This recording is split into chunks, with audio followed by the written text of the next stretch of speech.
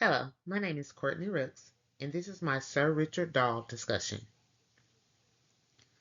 Sir William Richard Dahl was a British physician who became an epidemiologist and pioneered the research that linked smoking to health problems like lung cancer and heart disease.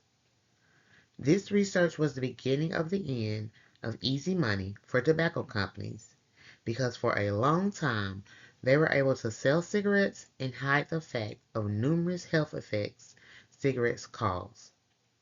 Still to this day, smoking is one of the leading causes of death, disability, and preventative diseases in the United States.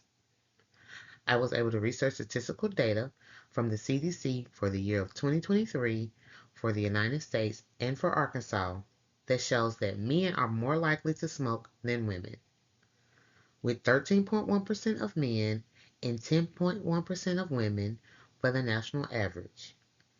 And for the state of Arkansas, 22% of men and 19% of women. The CDC states that the highest number of smokers are of the ages of 25 to 44. The second group of smokers are 45 to 64. The lowest number of smokers are in the ages of 18 to 24 years old in the United States. Stated by the CDC that currently cigarette smoking was the highest among non-Hispanic adults from other racial groups and the lowest among non-Hispanic Asian adults in the United States and in Arkansas. The current rate of cigarette smokers in Arkansas is 22.7% and the national rate is 11.5%, which shows the state of Arkansas rate actually doubled the national rate. Arkansas, along with 11 other states, have the highest number of smokers throughout the whole United States, and they are named the Tobacco Nation.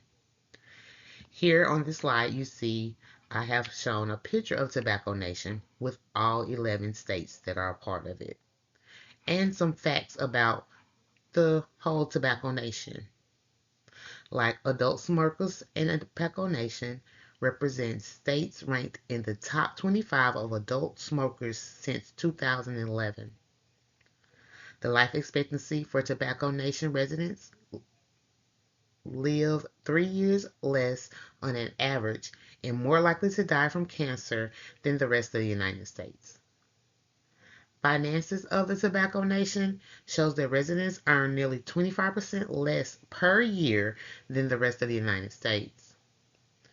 Youth tobacco use compared to the 10 countries with the highest rate of tobacco use among youth, Tobacco Nation ranks number 5. These states have some of the lowest taxes on cigarettes, spend less amount of money on the tobacco cessation, and they have the fewest number of clean air policies. It has been studied many times about why and how cigarette smoke is still one of the leading causes of death, disability, and preventative diseases.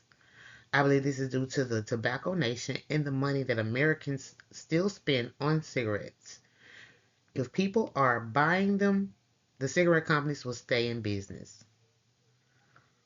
One plausible way to classify cigarette smoke as a cause of disease is to use the sufficient component causal model, also known as the causal pie model. According to this model, a cause is a combination of factors that together are sufficient to produce the disease, but none of them are necessarily or sufficient by themselves. Each factor is called a component cause, and the complete set of component causes is called a sufficient cause. A disease may have more than one sufficient cause, and each sufficient cause may share some component causes with others. With the implementation of the Smoke Free Air Act, raising tobacco taxes, and using tobacco funds to create stop smoking programs, we have assisted in the decreasing number of adult smokers. Here is another